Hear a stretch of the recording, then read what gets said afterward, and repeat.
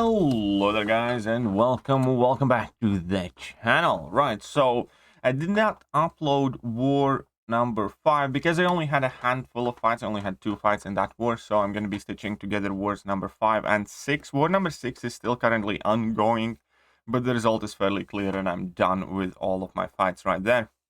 So that's where we're going to start. War number 6 is against Made in Brazil, and my team is Magneto House of X, Archangel, and CGR.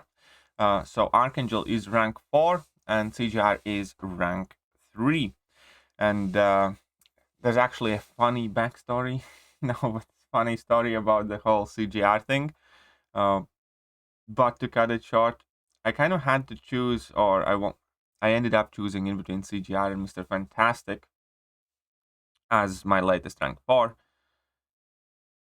And the idea is that both of those champions fit next season's defensive tactic, which is all to do with debuffs on the opponent and glancing and stuff like that.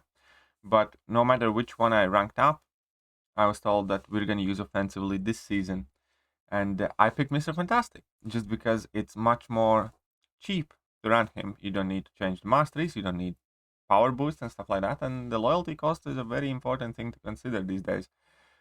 So I ranked up Mr. Fantastic, but still, the very next war, I end up using CGR. So I might as well, I guess, have rank for my CGR, but it's alright. I'm eventually going to rank for my CGR anyways. So, going up against Made in Brazil. I'm on path 7 in section 1, and I have been doing this path actually fair amount of time, and I'm going to be managing to do all my fights in one go, which is something that I always like. Especially it's easier now. If you need, you can also use that energy top-up thing, which is quite cool. Quite like it. It's definitely opening options to say boost and stuff. But we're going to be boosting up with, the full rainbow boosts, maximum champion boost, and then medium health and attack boost. And we're putting on the cosmic boost as well. Now, the plan here against this Hyperion is basically eat a level 3. That's more or less in the plan, so we're going to use invulnerability boost, and then play the fight as you normally would. Since he does have the conflictor, so you do want to re-parry at the start, drop a heavy attack, finish combo with a light, finish combo with a medium, ideally, and drop your level 2, and then see where the life takes you. So you got the re-parry here perfectly timed. He is Conduit Defender, which means that, at the moment he's basically taking no damage, but CGR is Sick and Tired Attacker, so that means that as soon as I get 3 debuffs on, I have the heal block, which is sweet. And here he is at 3 bars already, but luckily for me, he didn't throw that special 3. Well, even if he did throw, that's the thing, it wouldn't have mattered. Here, if I had run Liquid Courage Double Edge, I would have pushed myself immediately to a level 3, and I wouldn't even need that indestructible boost in reality, but he didn't throw his level 3, so I just kind of like intercepted with him with a special 2. But again, I still have indestructible 3 boost ready and at my disposal. And even if he had thrown that level 3, there absolutely nothing bad would have happened. He would simply have pushed me to my level 3, which I would drop. At which point, he still had like those 11 armor breaks and he'd be dead. So that was like as safe you can be. And now Magneto House of X pre-fight to make this Kingpin fight even easier. And here, because of my kind of like RNG luck, I did not bother baiting out special 1 because this fight's over in a very, very, very few seconds. 17 seconds. It was like, 3 heavy attacks and that Kingpin was pretty much dead. Obviously, the improved ability accuracy there helped from the Magneto House of X pre-fight. And that's a good reason to see that Kingpin absolutely melt. Another thing a lot of people don't realize is that Kingpin doesn't shrug off Archangel's bleeds because for every bleed, you reduce opponent's purifiability accuracy by 25%, including the first bleed. So Kingpin doesn't really get to shrug off Archangel's debuffs. Now, next up, we're going up against Annihilus. I'm going to use Magneto House of X pre-fight, which makes parrying this guy a breeze. And at this point, again, we're just going to go with parry, heavy, and finish combo with a light, sweet. Finish combo with a medium, drop my level 2. His rod has been broken. I drop my special attack that pushes me to level 3, and the fight is over. So even a rank 3 CGR here is just kind of cleaning up the floor with everybody, and yeah, you're standard level 2, level 3 rotation. And I didn't even have to put on recoil or liquid courage double edge, which is quite nice, very easy and straightforward. And then I kind of got a bit of a scare with that loading. We're moving on to next fight, and next fight is Magneto. This has aspect of evolution, feats of power, where the base idea is the longer this fight goes on, the scarier it kind of gets. But I realized that I still have indestructible boost active for like 3 seconds, so I didn't even heal the missing 7% from Archangel. I was like, I'd rather have that indestructible 3 boost.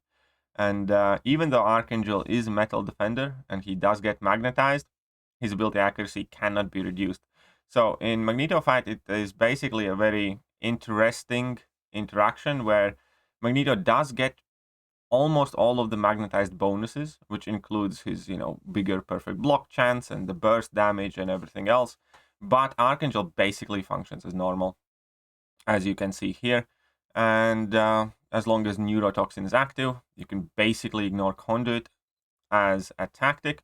Here, I didn't get quite lucky with my poison RNG there.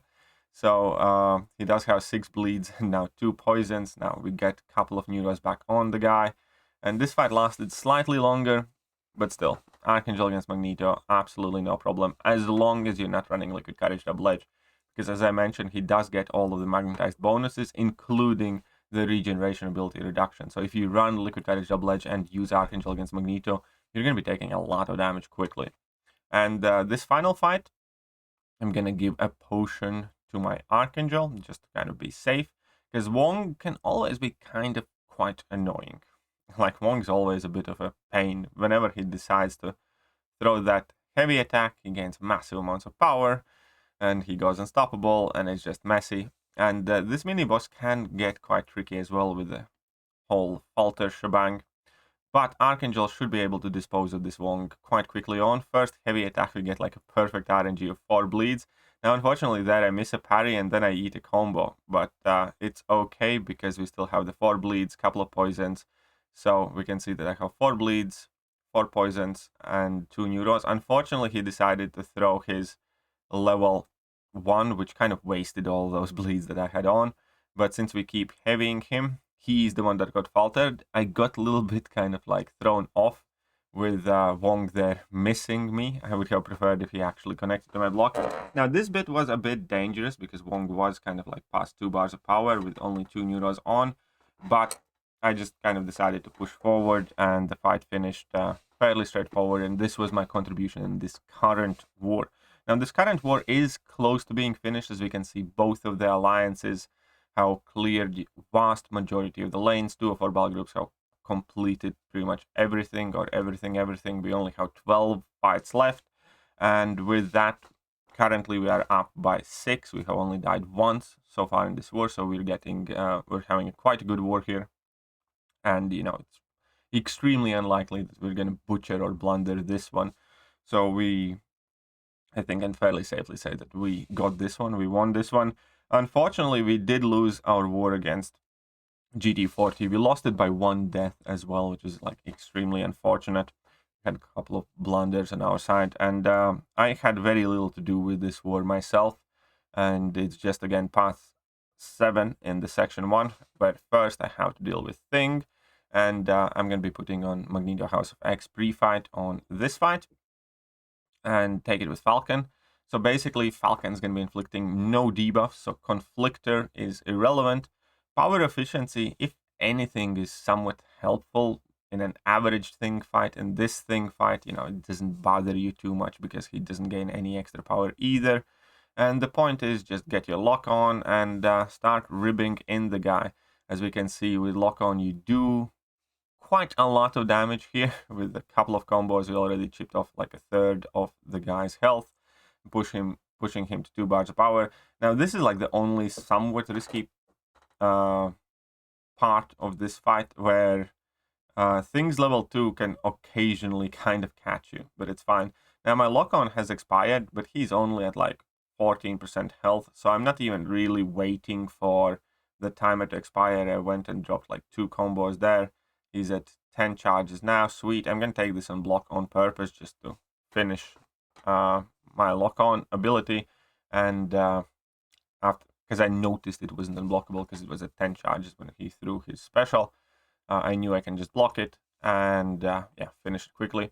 And this fight's very cool. I actually want to comment on this fight and why Kitty is so perfect. Now, first of all, Terex is a conduit defender, which means that unless you can heal block him, you really don't want to knock him down.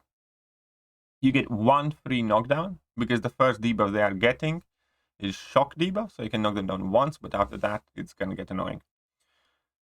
And then we have Vivified and Brute Force, which means obviously he's going to be gaining a ton of power and there is very little you can do about it. However, obviously we're going to be using Kitty. Now I did have like a free pre-fight here from Magneto House of X as well that I could apply. You don't have to, it's just to gain a little bit of extra attack. But the point is, thanks to Vivified, he basically never loses his power and he's always super aggressive. So the entire fight is going to be me doing 2 or 3 hit combos, dashing in and dashing out, and that is it. And also because whilst his rock field is active, he's super aggressive, it's very, very easy to intercept him. And again, I don't need to worry about him throwing any special attacks. Obviously, whilst phased, they take no damage. And it's just a very kind of cheesy, straightforward fight against Terex, where again, you drop 2-3 hits, dash back, dash forwards, and worry about absolutely nothing. So it is kind of a silly fight. But yeah, unfortunately, we did end up losing this one right here. So currently, for the season, New Nation is 4 wins, 2 losses, which isn't, you know, the greatest start ever, but we're going to do our best to see where we can end up. You know, at the very bare minimum, hopefully we get in top 10, which is kind of like, you know, the default, I would say, for New Nation. But who knows? We'll see. That being said, let me know how your war season is going, guys, and I'll catch you guys next time.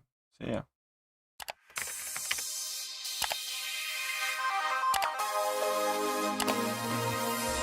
Hello there, guys, and welcome back to the channel. So we have all the information about the next